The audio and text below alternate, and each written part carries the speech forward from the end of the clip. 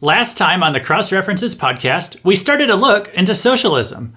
Is this an economic philosophy and worldview that's compatible with the Bible? Many Christians believe so today, but I don't, and I think I can prove it.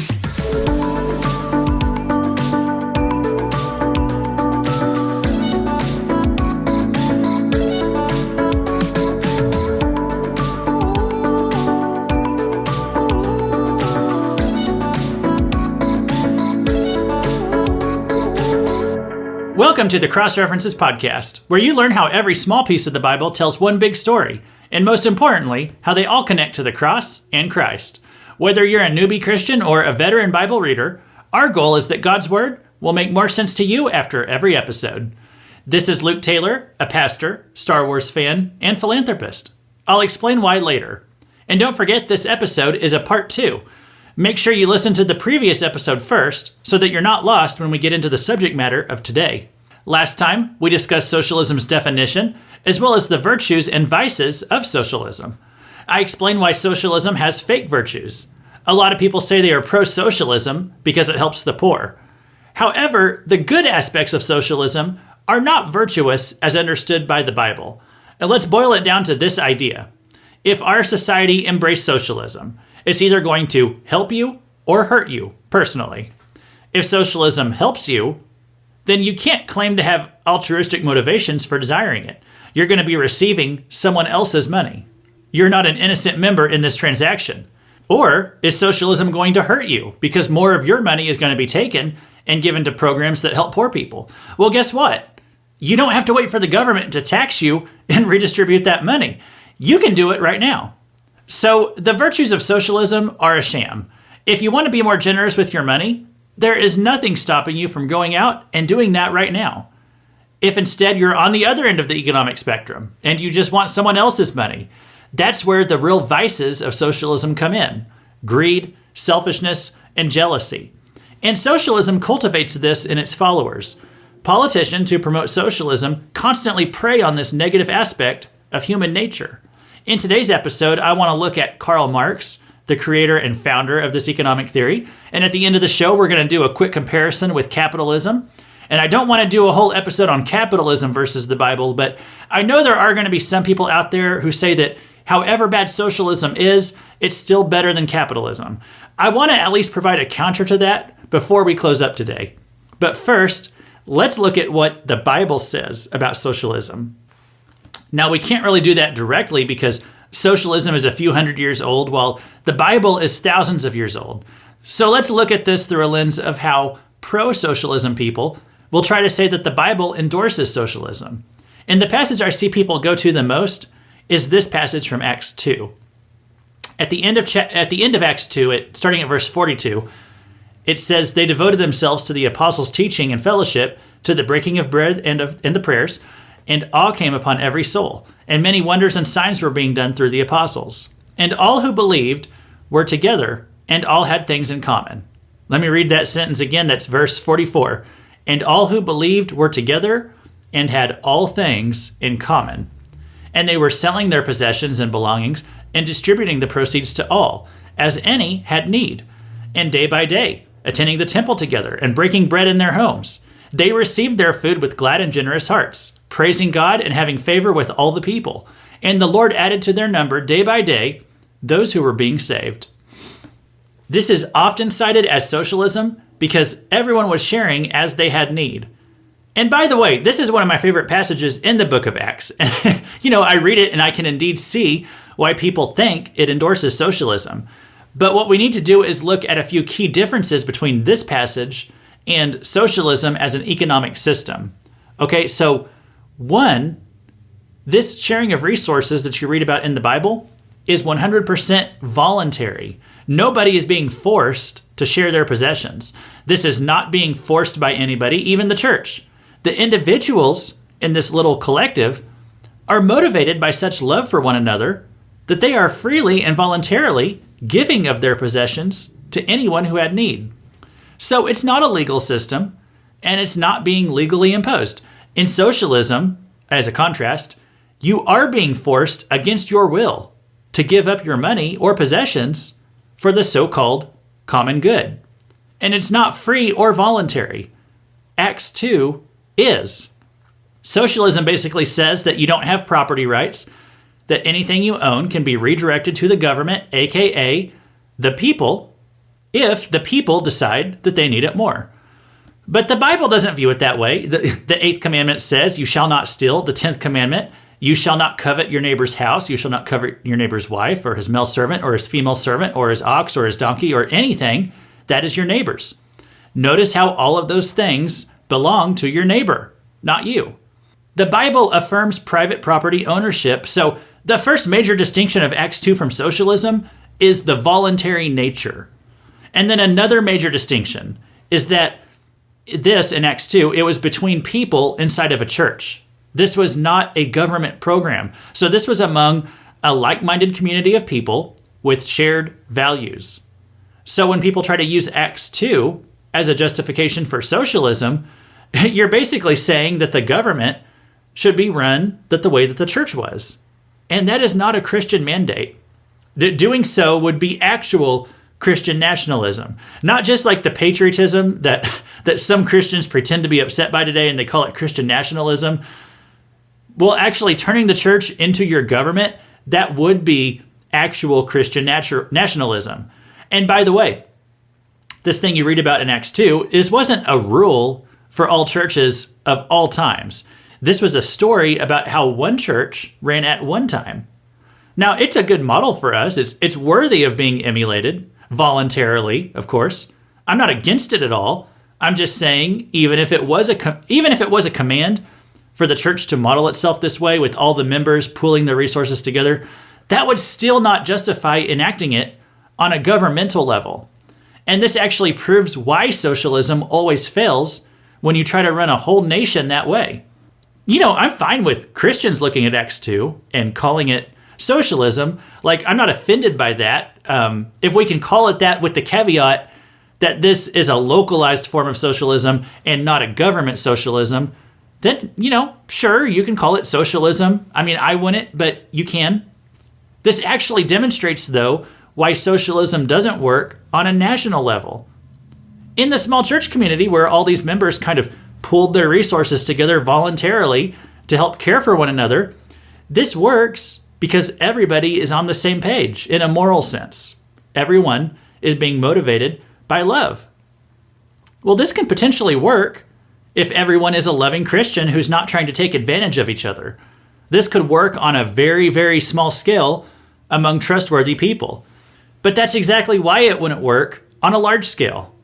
Because if you have a large group of people who are not necessarily Christian or motivated by love, then guess what? Some people are going to try to game the system. Some people are going to take advantage of others. Some people are going to try to enrich themselves without working very hard. Some people are not going to work at all. And the longer socialism goes on, like on a massive scale, the less and less motivated people are going to be to work. Like, why start a business if the government's just going to take 90% of your income? Why work at all if the government's just going to take money from the wealthy and give it to you for doing nothing? Like, why be an innovator and discover new things and find more efficient ways of doing things if you're not going to see a reward for it? So yes, Acts 2, it shows how socialism works, but it also shows how socialism doesn't work as a nationwide government-imposed economic system. And that's not even theoretical, by the way. Just ask the Soviet Union, ask Venezuela, ask Cuba.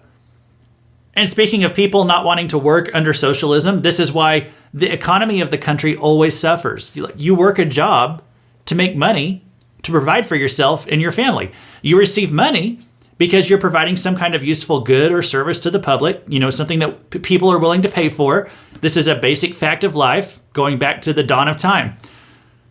If you find out that you're going to receive a universal basic income or a government handout that they get from taxing the rich, then what's your motivation to work a job anymore?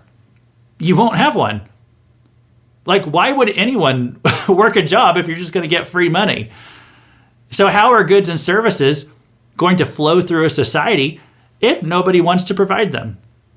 Do you expect that people are going to just provide these things out of the goodness of their hearts? Well, that's exactly what socialists expect. Karl Marx, he believed that people are just so fulfilled by working that they would essentially do it for free as like a form of self-expression, while everybody else would be able to do whatever they want all day, that they wouldn't need a job, they wouldn't need to contribute to society. And that's just ignorant of human nature.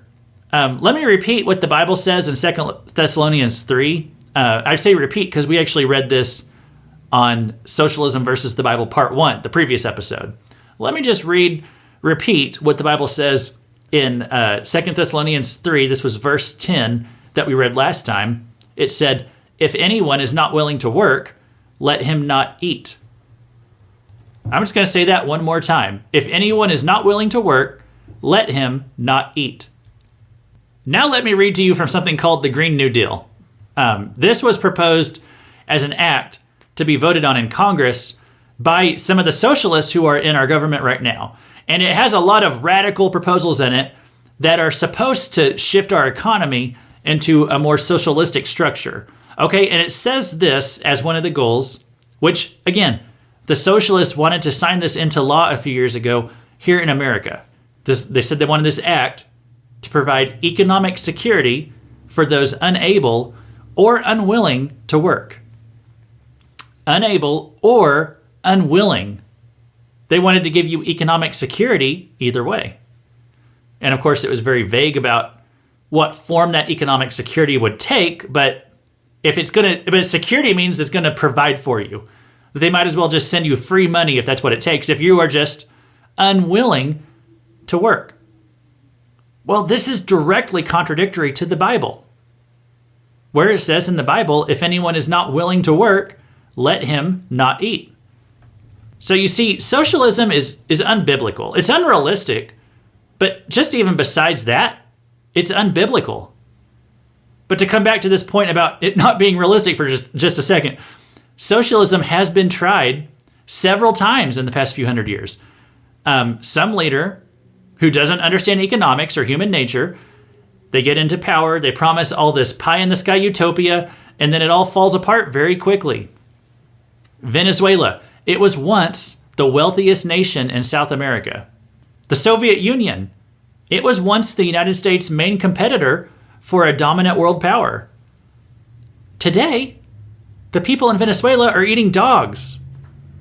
The Soviet Union fell apart in 1989.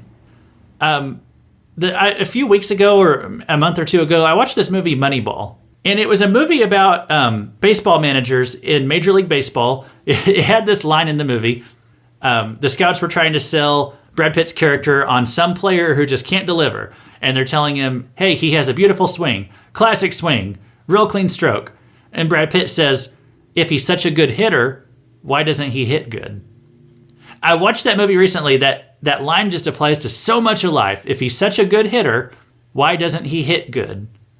And I'd ask that about socialism. If socialism works, why doesn't it work? If socialism works, why doesn't it work? I know I set out today to demonstrate why socialism is unbiblical, and that is the primary goal of today. If I was trying to construct an argument for why it's logically incoherent, then I'd probably adjust a lot of things that I said. I'm more interested today in analyzing it from a biblical point of view. I'm just adding that even if you could make it work in like a biblical framework, that wouldn't change the reality that socialism fails everywhere it's tried. Okay, I'm finally ready to talk about Karl Marx. He's the creator of socialism. So if you were to believe the modern propaganda, you'd have to conclude that Karl Marx, that he was this great thinker and humanitarian, and that he had this altruistic idea of how to help the poor.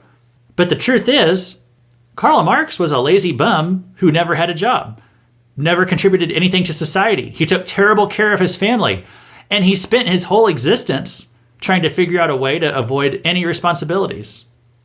And he may have been literally demon-possessed. I know that sounds a little bit extreme, but just wait till you hear what his family said. So Karl Marx, he lived from 1818 to 1883. And Karl Marx claimed that his soul had chosen hell, that his brain was filled with hellish vapors, that the devil had pierced his soul with a sword. He said that he said that in poetry that he wrote in the 1830s and 40s. Now, was it just figurative language? Well, possibly. But it's also possible that he was literally demon-possessed. His family also believed that he was, by the way. And in fact, Karl Marx's own son referred to him as his devil in a letter that he wrote. Robert Payne, he was an author who wrote Marx, a biography in 1968, and he said this about Karl Marx: he had a devil's view of the world and a devil's malignity. Marx also had this rich friend who basically took care of Marx all his life. I don't have the slightest idea why Friedrich Engels supported Karl Marx. They were friends. They both liked studying philosophy. Engels was rich, but Engels did not earn his wealth. He was born into it. But he liked Karl Marx's ideas. And so he actually funded Marx's life of doing nothing and writing demented poetry. And by the way, that friend, Friedrich Engels, that friend also said that demons had Marx by the hair. Not to mention that Marx was adamantly anti-God and anti-Christianity. So speaking for myself, as someone who's a Christian, and in case you haven't figured that out yet, as someone who firmly believes in the possibility of demonic possession because it's in the Bible, then I believe it's at least possible that Marx himself was demon-possessed. Now, eventually, Karl Marx, he wrote a book. It was called The Communist Manifesto, and this was all his ideas about work and how a utopian socialist society could function. And again, Marx himself, he never had a job his entire life, but he thought he was smart enough to rethink thousands of years of human history and of how the workforce operated. And so the book, it came out in 1848.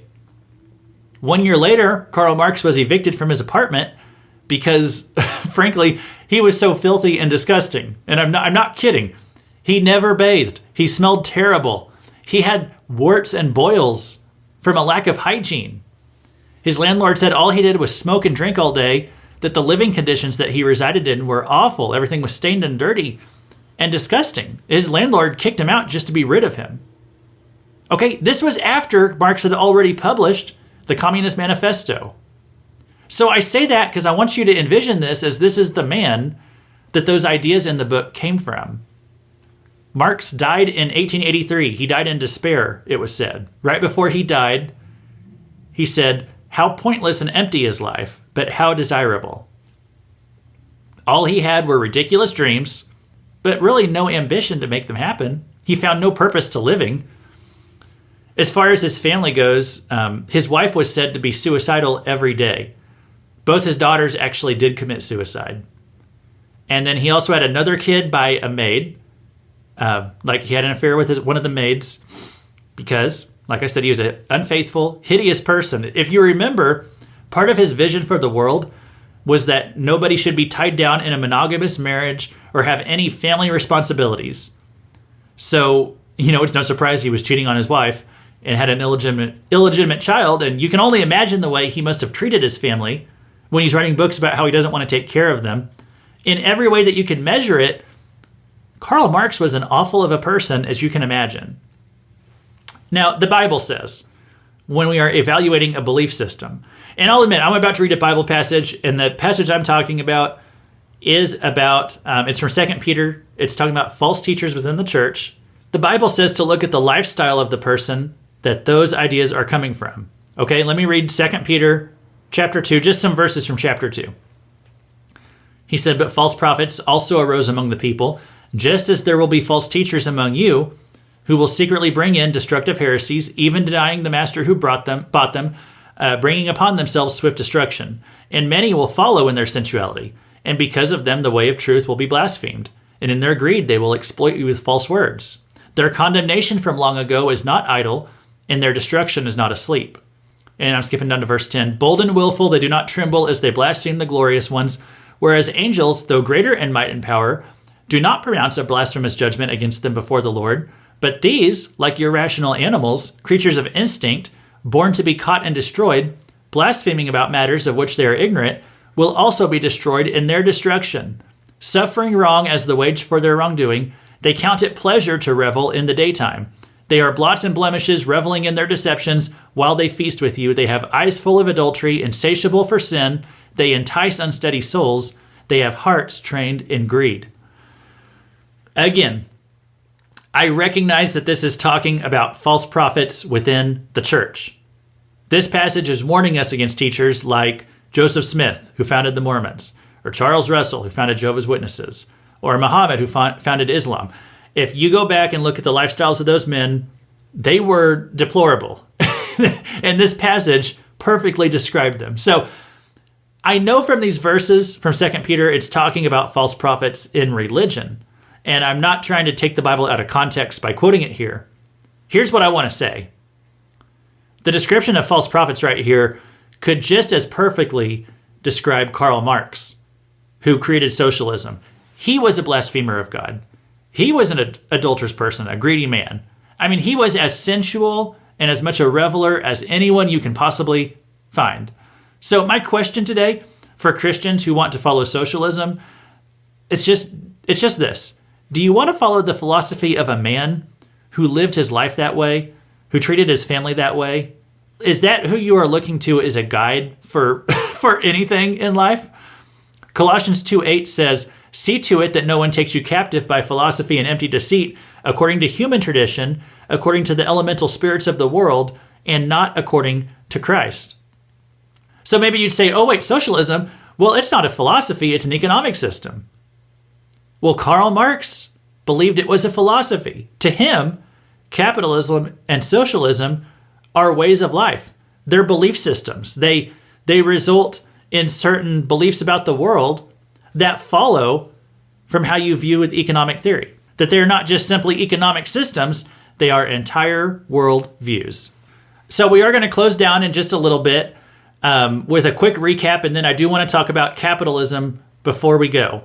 And by the way, if you like hearing about current events and some of the more political issues, I'll mention I do have another podcast where I talk about those kind of things all the time. It's called Fake News, a fiery but mostly peaceful podcast.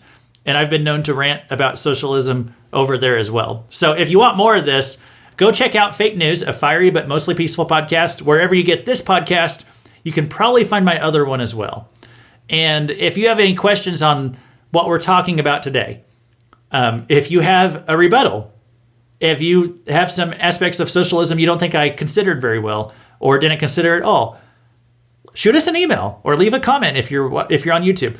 Be happy to get feedback. Even if you disagreed, be happy to get feedback. crossreferencespodcast@gmail.com.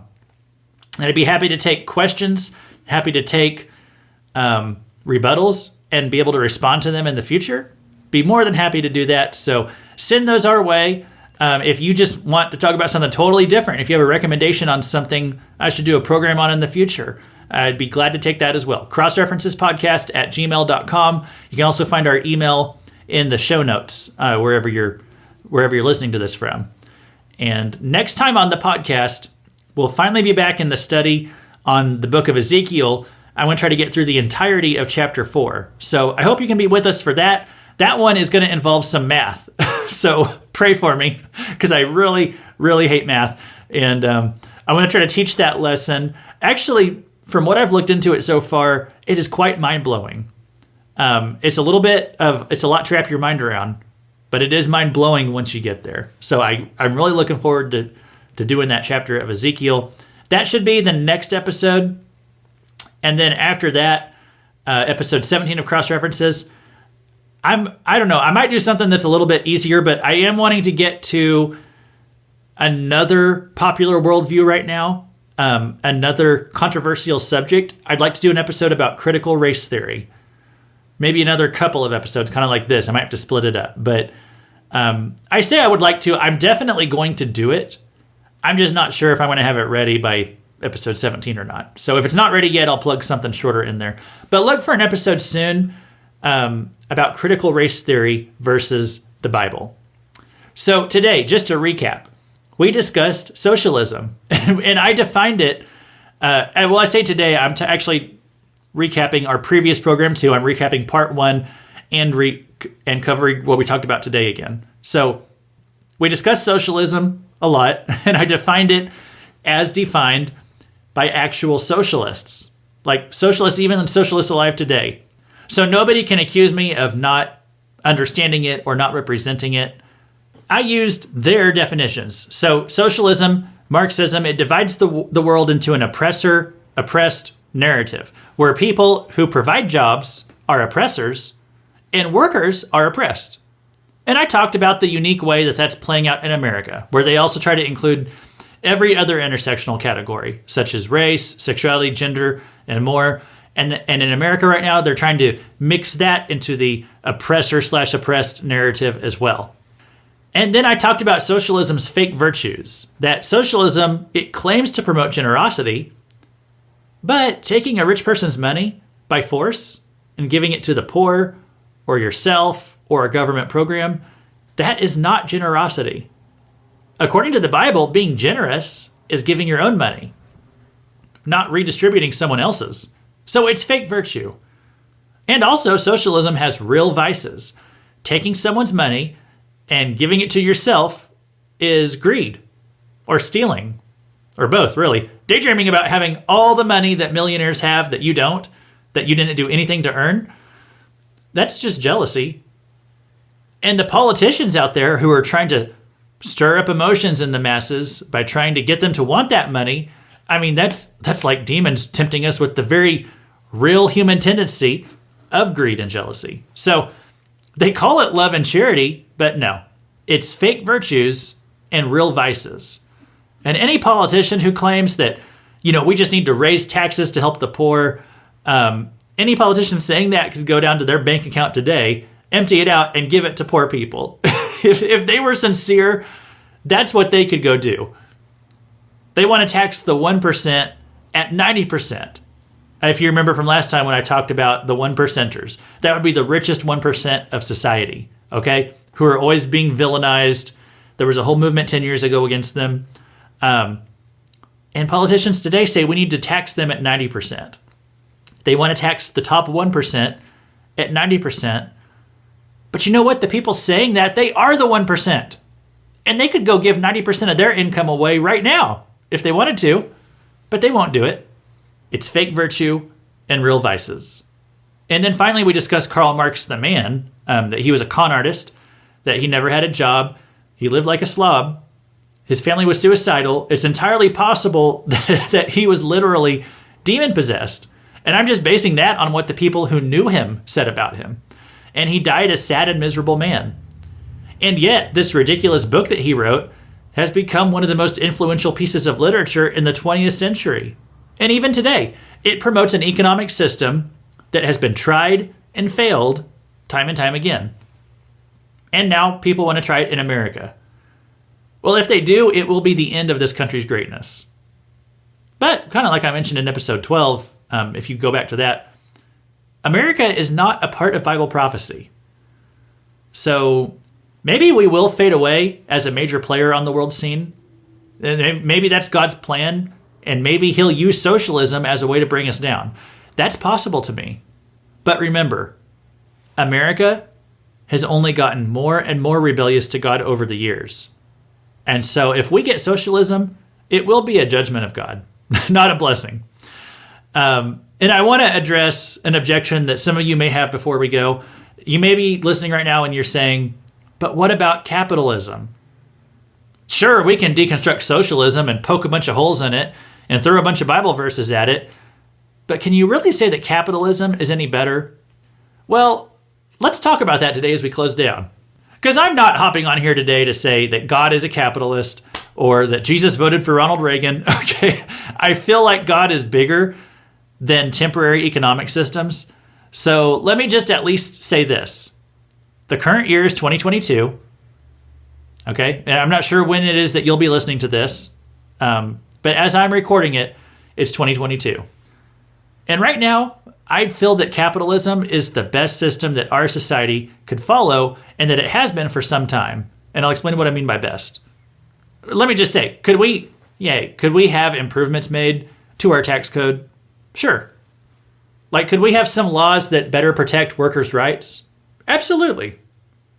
And I think I could show that we have had improvements in those areas over the past few decades under a capitalistic structure.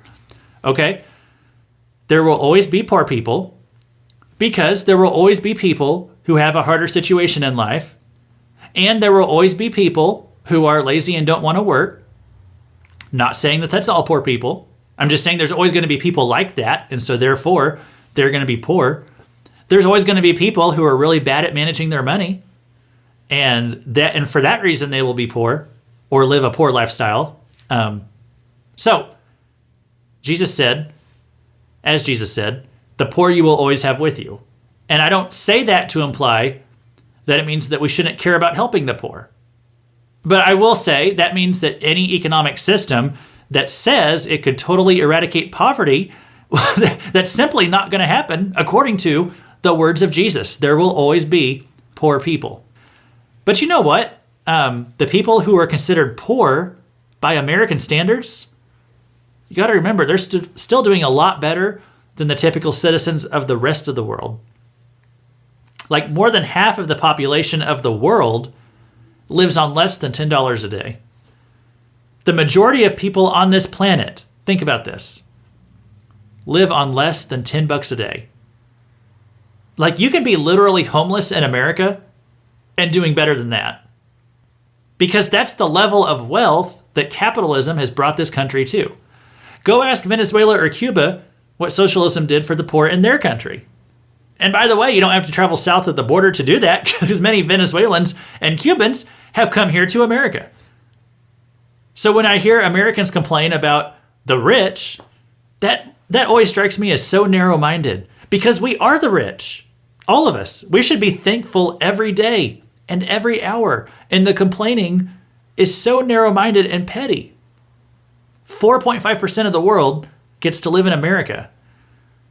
And yet people here will complain all day about the 1% of the 4.5% instead of being thankful that they weren't born in the other 95%. So some of the criticisms that I've made today towards socialism are that it has fake virtues and real vices. And I've criticized it for stoking greed and jealousy in the hearts of the masses. But somebody could say, but isn't there a lot of greed and selfishness in the capitalism world too? Can't a lot of millionaires and billionaires make an idol out of profits, sometimes even at the expense of their employees? And to that I say, yes, absolutely. That is 100% true. But here's what I like about capitalism. It provides a choice of whether to do that or not. Yes, some millionaires and CEOs can be greedy for profit, but they can also have a choice to be generous. And many of them are. Remember those evil 1%ers that the Occupy Wall Street crowd was writing about 10 years ago?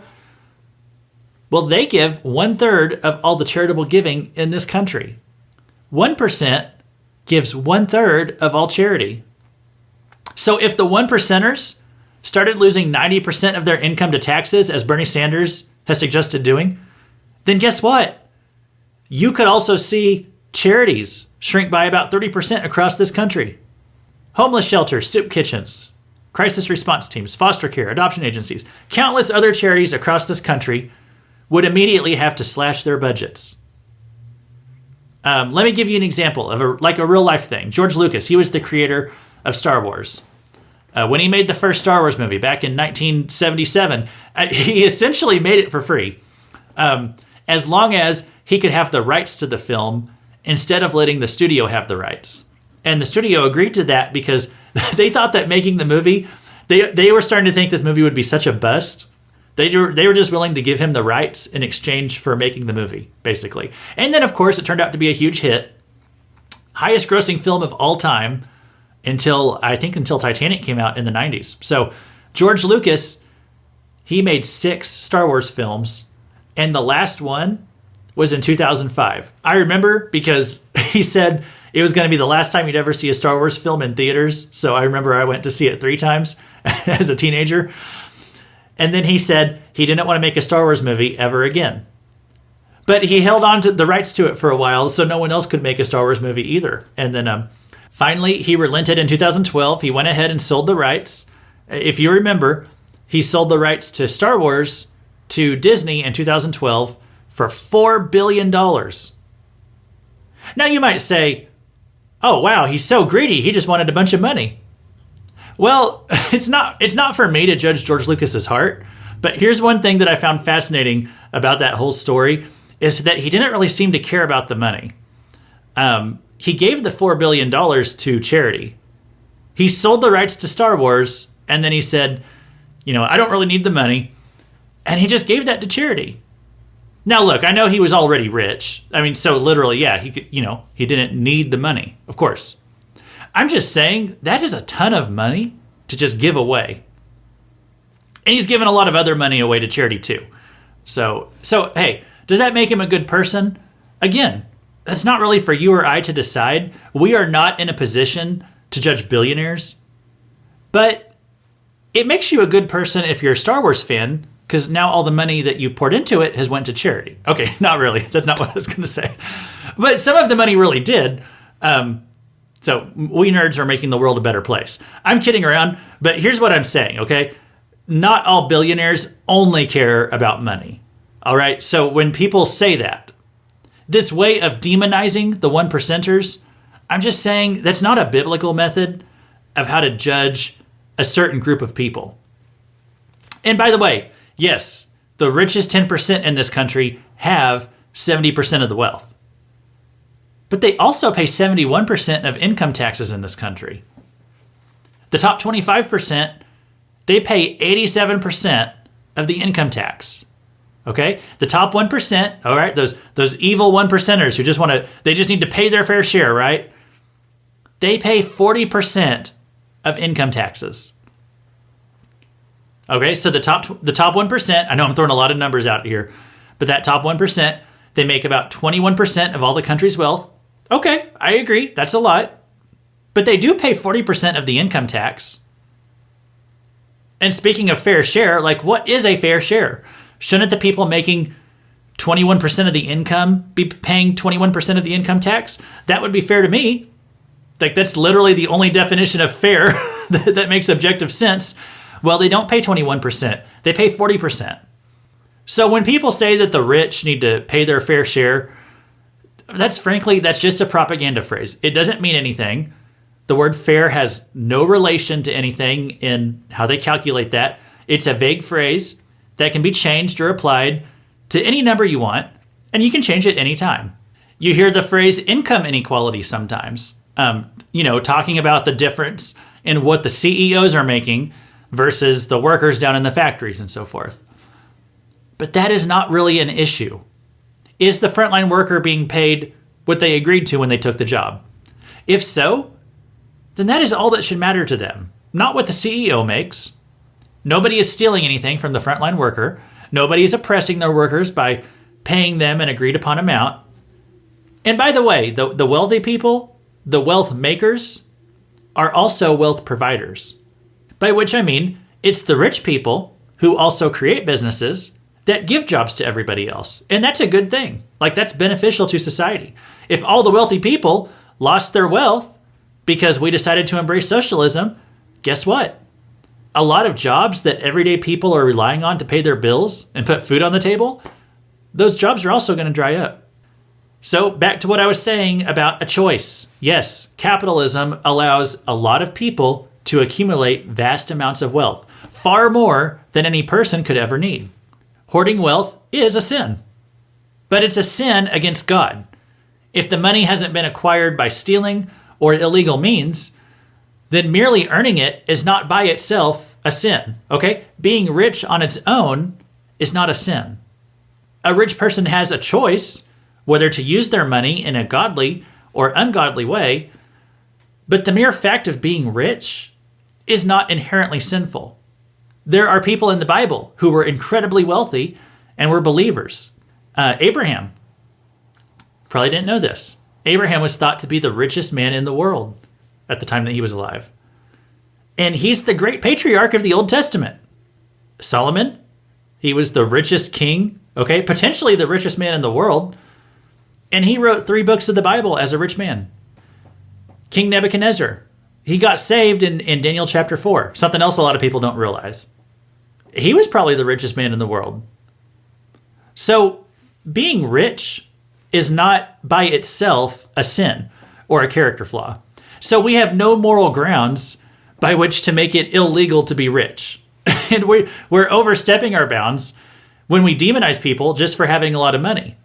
Could they be greedy? Could they be overzealous for profit? Well, yeah. Maybe even most of the time. But we don't have a right to judge every rich person just for being rich. If they aren't using their money to oppress anyone, if they've obtained it legally, then how they use it is between them and God. It's not yours or my business. Jesus said, "To whom much is given, much is required." So we are judged for what we have been given individually. We aren't judged for what someone else has. So we need to be more focused on our own situations. And by the way, the rich person is most likely giving a greater percentage of their money away in donations each year than you are. So keep that in mind before you judge too. And if you see the money that a rich person has and you just want that for yourself, that makes you the greedy one, my friend. Because even if you're poor, poor people can still be greedy. Poor people can still make money into an idol. And while I think it is bad to make an idol out of the money that you're working for, I think it's even worse to be greedy for wealth that you haven't earned. To want to take the wealth that someone else earned. That's greed, jealousy, and laziness. You don't get a pass on jealousy just because some people have more than you. In fact, that's literally a prerequisite to being jealous a lot of the time. So don't be taken in by these politicians who try to stoke the very human and natural desire to want what others have. That's temptation. And we know where temptation comes from. Capitalism gives people a choice for what to do with that money. Socialism takes it away. Forced charity through taxation is not charity at all. It's not true generosity. It's just theft on your part. Socialism is just fake virtues and real vices. Thanks for listening to the Cross References podcast. This has been Luke Taylor, reminding you that you're not a bad person for being rich, but you're a good person if you watch Star Wars.